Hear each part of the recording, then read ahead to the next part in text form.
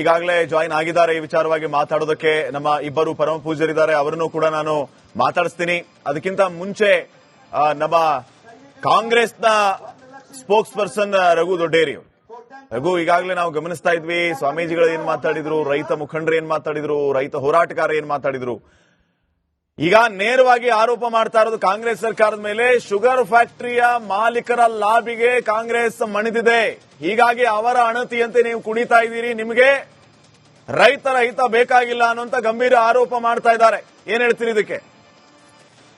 ನೋಡಿ ಶ್ರೀಪಾದ್, ನಮ್ಮ ಮಿತ್ರರು ಎರಡು ವಿಚಾರವನ್ನ ನಾವು ಆಲ್ರೆಡಿ ನಮ್ಮ ವಕ್ತಾರರು ಏನು ಬಿಜೆಪಿ ವಕ್ತಾರರು ಮಾತಾಡ್ತಿದ್ರು. ಕೆಲವು ಅನ್ಫ್ಯಾಕ್ಚುಯಲ್ ಅಂತಂದ್ರೆ ತಪ್ಪು ಮಾಹಿತಿಯನ್ನ ರಾಜ್ಯದ ಜನತೆಗೆ ಕೊಡ್ತಾ ಇದ್ದಾರೆ. ಅದಕ್ಕಿಂತ ಮುಖ್ಯವಾಗಿ ನಾನು ತಾವು ಕೇಳಿರ್ತಕ್ಕಂಥ ಪ್ರಶ್ನೆಗೆ, ಈ ಕಬ್ಬನ್ನ FRP ಯನ್ನ ನಿಗದಿ ಮಾಡತಕ್ಕಂಥದ್ದು ಕೇಂದ್ರ ಸರ್ಕಾರ. ಕೇಂದ್ರ ಸರ್ಕಾರ FRP ಯನ್ನ ನಿಗದಿ ಮಾಡಿದಾಗ ರಾಜ್ಯ ಸರ್ಕಾರದ ಹಸ್ತಕ್ಷೇಪ ಎಲ್ಲಿ ಬರಕ್ ಸಾಧ್ಯ? ರಾಜ್ಯ ಸರ್ಕಾರದ ಜವಾಬ್ದಾರಿ ಏನು ಅಂತ ಹೇಳಿದ್ರೆ ರೈತರಿಗೆ ಕೊಡಬೇಕಾದಂತಹ ದುಡ್ಡನ್ನ ಕೊಡಿಸೋದು ರೈತರಿಗೆ, ಮತ್ತೇನು ಪಾಲಿಸಿಯನ್ನ ಮಾನಿಟರ್ ಮಾಡೋದ್ ಬಿಟ್ರೆ ನಾವು ಬೆಲೆಯನ್ನ ನಿಗದಿಪಡಿಸುವ ಏನು ಕಾನೂನು ನಮ್ಮ ರಾಜ್ಯ ಸರ್ಕಾರಕ್ಕಿದ್ಯಾ? ಸೊ ಕೇಂದ್ರ ಸರ್ಕಾರದ ವ್ಯಾಪ್ತಿನಲ್ಲಿ ಬರ್ತಕ್ಕಂಥದ್ರಿಂದ ಕೇಂದ್ರ ಸರ್ಕಾರ ತಾನೇನು ಅದೇನೋ ಒಂದು ನರಿ ತಾನು ತಿಂದು ಮೇಕೆಗೆ ಹೊರಿಸ್ತು ಅಂತ ಹೇಳಿ ಕೇಂದ್ರ ಸರ್ಕಾರ ತಾನು ನುಂಚ್ಕೊಳ್ಳೋಕೋಸ್ಕರ ಈ ರೀತಿಯಾದಂತ ಬಿಜೆಪಿಯ ನಾಟಕವನ್ನ ಆಡ್ತಾ ಇದೆ. ರಾಜ್ಯದ ರೈತರನ್ನು ನನ್ನೊಂದು ಪ್ರಶ್ನೆ ನೀವು ಉತ್ತರ ಕೊಡಿ. ನೀವು ಹೇಳ್ತಾ ಇದ್ರಿ ಇಲ್ಲಿ ರಾಜ್ಯ ಸರ್ಕಾರದ ಪಾತ್ರ ಏನು ಇಲ್ಲ ಅಂತ ಹೇಳಿ. ಉಳಿದ ರಾಜ್ಯಗಳು ಕೂಡ ಇದೇ ರೀತಿ ಕೇಂದ್ರ ಸರ್ಕಾರದತ್ತ ಬೊಟ್ಟು ಮಾಡಿದ್ರೆ ರೈತರ ಗತಿ ಏನಾಗಬೇಕು? ನಾನು ಒಂದೇ ಒಂದು ಉದಾಹರಣೆ ಕೊಡ್ತೀನಿ ನಿಮ್ಗೆ. ಈಗ ಹರಿಯಾಣ, ಪಂಜಾಬ್ನಲ್ಲಿ ಕಬ್ಬು ಬೆಳೆಯ ಉತ್ಪಾದನೆ ಎಷ್ಟಿದೆ ಗೊತ್ತಾ ನಿಮ್ಗೆ? 9ರಿಂದ 11% ನಷ್ಟು ಹರಿಯಾಣ ಮತ್ತೆ ಪಂಜಾಬ್ ಅಲ್ಲಿ ಕಬ್ಬಿನ ಉತ್ಪಾದನೆ ಇದೆ.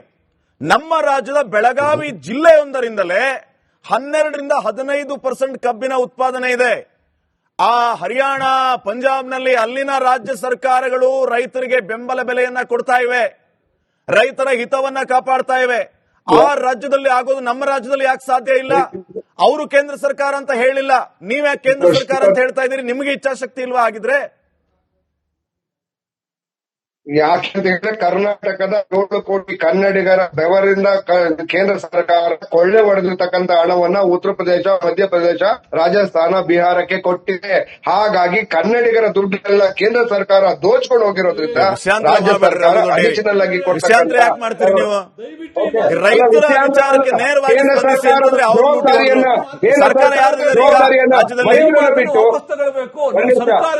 ನಾನು ಮಧ್ಯದಲ್ಲಿ ಮಾತಾಡಿಲ್ಲ, ಒಂದು ನಿಮಿಷ ಪ್ಲೀಸ್. ನಾನು ಮಧ್ಯದಲ್ಲಿ ಮಾತಾಡಿಲ್ಲ, ಬೇರೆಯವರು ಮಾತಾಡಿದಾಗ ನಾನು ತಾಳ್ಮೆಯಿಂದ 40 ನಿಮಿಷ ಕುಳಿತಿದ್ದೇನೆ. ನನ್ನ ಅವಕಾಶ ದಯವಿಟ್ಟು ಯಾರು ಮಾತಾಡಬೇಡಿ. ಕೇಂದ್ರ ಸರ್ಕಾರ FRP ಯನ್ನ ಫಿಕ್ಸ್ ಮಾಡ್ತಕ್ಕಂಥದ್ದು ಯಾರು? ಕೇಂದ್ರ ಸರ್ಕಾರ. FRP ಯನ್ನ ಫಿಕ್ಸ್ ಮಾಡೋದಾದ್ರೆ ಬನ್ನಿ, ಮಾನ್ಯ 4 ಸಚಿವರಿದ್ದೀರಿ ಕರ್ನಾಟಕದಿಂದ, ಏನ್ ಮಾಡ್ತಾ ಇದ್ದೀರಿ? ಬನ್ನಿ ನಿಯೋಗವನ್ನು ಹೋಗೋಣ, ಕೇಂದ್ರ ಸರ್ಕಾರದ ಪ್ರಧಾನಮಂತ್ರಿಗಳಿಗೆ ಮಾತಾಡಿ ಬೆಲೆಯನ್ನು ಹೆಚ್ಚಿಗೆ ಮಾಡೋಣ. ಅದನ್ನ ಬಿಟ್ಟು ಕೇಂದ್ರ ಸರ್ಕಾರ ತನ್ನ ತಪ್ಪನ್ನ ಮುಚ್ಚೋದಕ್ಕೋಸ್ಕರ ಬಿಜೆಪಿಯ ರಾಜ್ಯಾಧ್ಯಕ್ಷರಾದಂತಹ ವಿಜೇಂದ್ರ ಅವರು ರೈತರನ್ನು ಎತ್ತು ಕಟ್ಟಿ ನಾಟಕ ಆಡುವಂತ ಕೆಲಸವನ್ನು ಮಾಡ್ತಾ ಇದ್ದಾರೆ. ದಯವಿಟ್ಟು ಒಂದು ವಿಚಾರವನ್ನು ತಿಳಿದುಕೊಳ್ಳಿ, ವಿವಿಧ ರಾಜ್ಯದಲ್ಲಿ ವಿವಿಧ ಬೆಲೆ ಯಾಕಿದೆ ಅಂತ ಹೇಳಿದ್ರೆ ಶುಗರ್ ದೊರೆಯುವಂತ ಪ್ರತಿ ಕೇಂದ್ರ ಸರ್ಕಾರ ಪಾತ್ರ ಇದರದ್ದು ಅಂತ ಹೇಳಿ ನಾಳೆ ಆ ಗುರ್ಲಾಪುರದಲ್ಲಿ ಏನ್ ಪ್ರೊಟೆಸ್ಟ್ ಮಾಡ್ತಾ ಇದಾರಲ್ಲ ರೈತರು, ನೀವೆಲ್ಲ ಕಾಂಗ್ರೆಸ್ ನಾಯಕರುಗಳು ಸರ್ಕಾರ ಅಲ್ಲಿ ಹೋಗಿ, ನಿಮಗೂ ನಮಗೂ ಸಂಬಂಧ ಇಲ್ಲ, ಬೆಂಬಲ ಬೆಲೆಯನ್ನ ಜಾಸ್ತಿ ಮಾಡಬೇಕಾಗಿರೋದು ಕೇಂದ್ರ ಸರ್ಕಾರ ಅಂತ ಹೇಳಿ ಬನ್ನಿ. ಒಂದು ನಿಮಿಷ ಕೇಳಿ ಶ್ರೀಪಾದ್, ರಾಜ್ಯ ಸರ್ಕಾರದ ಜವಾಬ್ದಾರಿ ಕಾನೂನು ಸುವ್ಯವಸ್ಥೆಯನ್ನ ಮತ್ತೆ ಪಾಲಿಸಿಯನ್ನ ಮಾನಿಟರ್ ಮಾಡೋದು. 98% ರೈತರ ದುಡ್ಡನ್ನ ಇನ್ನು ಕಾರ್ಖಾನೆಗಳಿಂದ ಕೊಡಿಸಿದ್ದೇವೆ, ಅದು ರಾಜ್ಯ ಸರ್ಕಾರದ ಸಾಧನೆ. ಅದೇ ರೀತಿ ಕಳೆದ 3 ವರ್ಷದಲ್ಲಿ ರಘು ದೊಡ್ಡೇರವರು ಹೇಳ್ತಾ ಇದ್ರು, ನಮ್ಮ ಸ್ನೇಹಿತರಂತ ರಘು ದೊಡ್ಡೇರವರು ಹೇಳ್ತಾರೆ, ಬಹುಶಃ ಅವ್ರಿಗೆ ಮಾಹಿತಿ ಕೊರತೆ ಅನಿಸ್ತದೆ. ಕೇಂದ್ರ ಸರ್ಕಾರ ರೈತರಿಗೆ ಇಮಿಡಿಯೇಟ್ ಆಗಿ ದುಡ್ಡನ್ನು ರಿಲೀಸ್ ಮಾಡಬೇಕು ಅನ್ನೋ ಕಾರಣಕ್ಕಾಗಿ 15,948 ಕೋಟಿಯನ್ನು ರಿಲೀಸ್ ಮಾಡಿದ್ದು. ನೀವು ಆ ದುಡ್ಡನ್ನು ಕೇಂದ್ರ ಸರ್ಕಾರ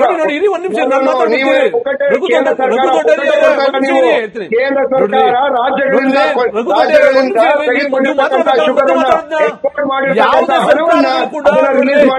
ರಾಜ್ಯ ಸರ್ಕಾರ ಕೂಡ ಜೋಬಿಂದ ಕೊಡ್ತಾ ಇದೆ.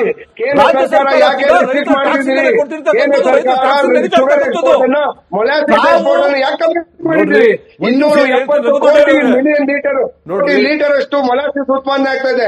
ಅದು ನೀವು ಪರ್ಮಿಷನ್ ಕೊಟ್ಟಿರ್ತಕ್ಕಂಥ 48 ಕೋಟಿಗೆ ಮಾತ್ರ.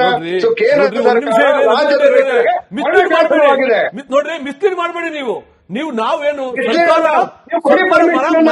ರಾಜ್ಯದ ರೈತರಿಗೆ ಅವರಿಗೆ ಬೇಕಾದಂತ ರೀತಿಯಲ್ಲಿ ಶುಗರ್ ಅನ್ನ export ಮಾಡೋ permission ಕೊಡಿ.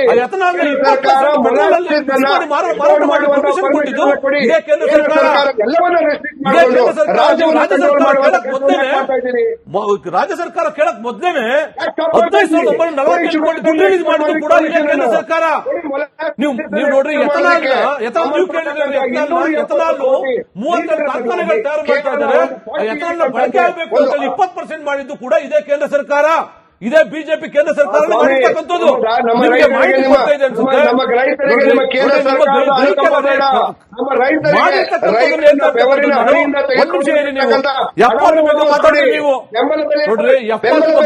ನೀವು ಎಷ್ಟೋ ಜನಕ್ಕೆ FRP ಬಗ್ಗೆ ಮಾಹಿತಿ ಹೇಳ್ತೀನಿ ನಾನು.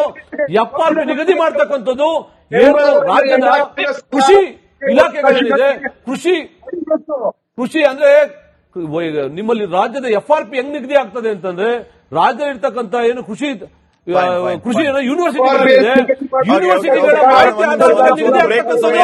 ಒಂದು ಬ್ರೇಕ್ ನ ಸಮಯ. ರಘು ದೊಡ್ಡೇರಿ ವಾಪಸ್ ನಿಮ್ಮ ಹತ್ರ ಬರ್ತೀನಿ ನಾನು. ನಮ್ಮ ಪೂಜ್ಯರು ಕೂಡ ಇಬ್ರು ಅವರನ್ನು ಮಾತಾಡಿಸಬೇಕು. ಅವರ ತಾಳ್ಮೆಗಾಗಿ ಧನ್ಯವಾದ ಹೇಳ್ಬೇಕು ನಾನು. ಇಲ್ಲ ಸ್ವಾಮೀಜಿಗಳನ್ನ ಮಾತಾಡಿಸ್ತೀನಿ ವಾಪಸ್ ಬಂದ ಮೇಲೆ. ಚಿಕ್ಕ ಬ್ರೇಕ್. ಈಗಾಗಲೇ ಜಾಯಿನ್ ಆಗಿದ್ದಾರೆ ಈ ವಿಚಾರವಾಗಿ ಮಾತಾಡೋದಕ್ಕೆ ನಮ್ಮ ಇಬ್ಬರು ಪರಮ ಪೂಜ್ಯರಿದ್ದಾರೆ, ಅವರನ್ನು ಕೂಡ ನಾನು ಮಾತಾಡಿಸ್ತೀನಿ. ಅದಕ್ಕಿಂತ ಮುಂಚೆ ನಮ್ಮ ಕಾಂಗ್ರೆಸ್ನ ಸ್ಪೋಕ್ಸ್ ಪರ್ಸನ್ ರಘು ದೊಡ್ಡೇರಿ. ರಘು, ಈಗಾಗಲೇ ನಾವು ಗಮನಿಸ್ತಾ ಇದ್ವಿ ಸ್ವಾಮೀಜಿಗಳು ಏನ್ ಮಾತಾಡಿದ್ರು, ರೈತ ಮುಖಂಡರು ಏನ್ ಮಾತಾಡಿದ್ರು, ರೈತ ಹೋರಾಟಗಾರ ಏನ್ ಮಾತಾಡಿದ್ರು.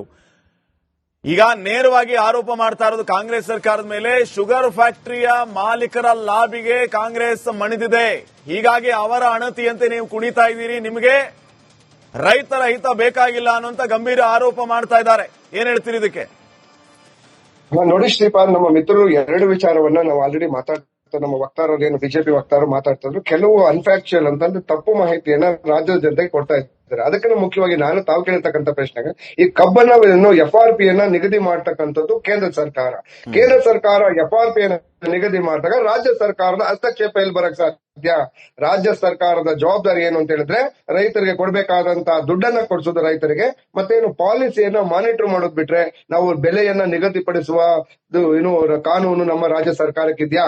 ಸೊ ಕೇಂದ್ರ ಸರ್ಕಾರದ ವ್ಯಾಪ್ತಿನಲ್ಲಿ ಬರ್ತಕ್ಕಂಥದ್ರಿಂದ ಕೇಂದ್ರ ಸರ್ಕಾರ ತಾನೇನು ಅದೇನೋ ಒಂದು ನರಿ ತಾನು ತಿಂದು ಮೇಕೆಗೆ ಹೊರಿಸ್ತು ಅಂತ ಹೇಳಿ ಕೇಂದ್ರ ಸರ್ಕಾರ ತಾನು ನುಣ್ಸ್ಕೊಳ್ಳೋಕೋಸ್ಕರ ಈ ರೀತಿಯಾದಂತ ಬಿಜೆಪಿಯ ನಾಟಕವನ್ನ ಆಡ್ತಾ ಇದೆ.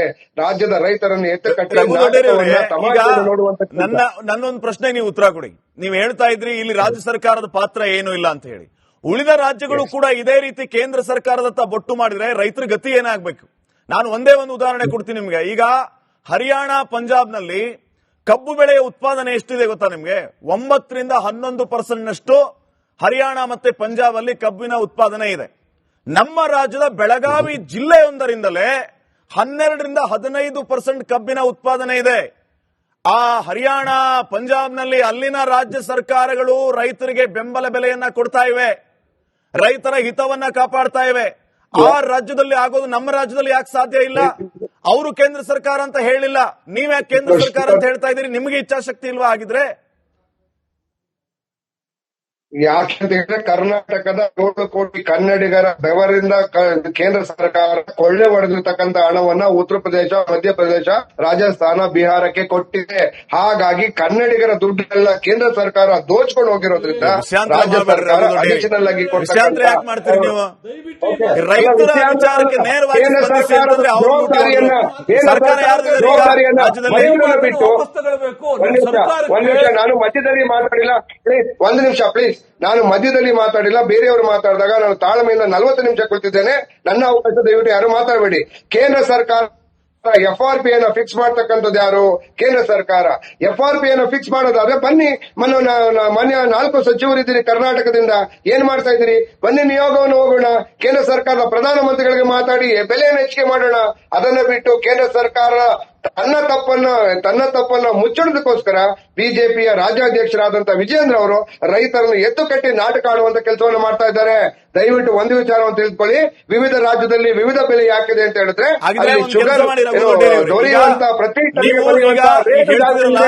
ಕೇಂದ್ರ ಸರ್ಕಾರ ಪಾತ್ರ ಇದರದ್ದು ಅಂತ ಹೇಳಿ ನಾಳೆ ಆ ಗುರ್ಲಾಪುರದಲ್ಲಿ ಏನ್ ಪ್ರೊಟೆಸ್ಟ್ ಮಾಡ್ತಾ ಇದಾರಲ್ಲ ರೈತರು, ನೀವೆಲ್ಲ ಕಾಂಗ್ರೆಸ್ ನಾಯಕರುಗಳು ಸರ್ಕಾರ ಅಲ್ಲಿ ಹೋಗಿ ನಿಮಗೂ ನಮಗೂ ಸಂಬಂಧ ಇಲ್ಲ, ಬೆಂಬಲ ಬೆಲೆಯನ್ನ ಜಾಸ್ತಿ ಮಾಡಬೇಕಾಗಿರೋದು ಕೇಂದ್ರ ಸರ್ಕಾರ ಅಂತ ಹೇಳಿ ಬನ್ನಿ. ಒಂದ್ ನಿಮಿಷ ಕೇಳಿ ಶ್ರೀಪಾದ್, ರಾಜ್ಯ ಸರ್ಕಾರದ ಜವಾಬ್ದಾರಿ ಕಾನೂನು ಸುವ್ಯವಸ್ಥೆಯನ್ನ ಮತ್ತೆ ಪಾಲಿಸಿಯನ್ನ ಮಾನಿಟರ್ ಮಾಡೋದು. 98% ರೈತರ ದುಡ್ಡನ್ನ ಕಾರ್ಮಿಕ ಇನ್ನು ಕಾರ್ಖಾನೆಗಳಿಂದ ಕೊಡಿಸಿದ್ದೇವೆ, ಅದು ರಾಜ್ಯ ಸರ್ಕಾರದ ಸಾಧನೆ. Yes, sir. ಅದೇ ರೀತಿ ಕಳೆದ 3 ವರ್ಷದಲ್ಲಿ ರಘು ದೊಡ್ಡಿಯವರು ಹೇಳ್ತಾ ಇರು, ನಮ್ಮ ಸ್ನೇಹಿತರಂತ ರಘು ದೊಡ್ಡಿಯವರು ಹೇಳ್ತಾರೆ, ಬಹುಶಃ ಅವ್ರಿಗೆ ಮಾಹಿತಿ ಕೊರತೆ ಅನಿಸ್ತದೆ. ಕೇಂದ್ರ ಸರ್ಕಾರ ರೈತರಿಗೆ ಇಮಿಡಿಯೇಟ್ ಆಗಿ ದುಡ್ಡನ್ನು ರಿಲೀಸ್ ಮಾಡಬೇಕು.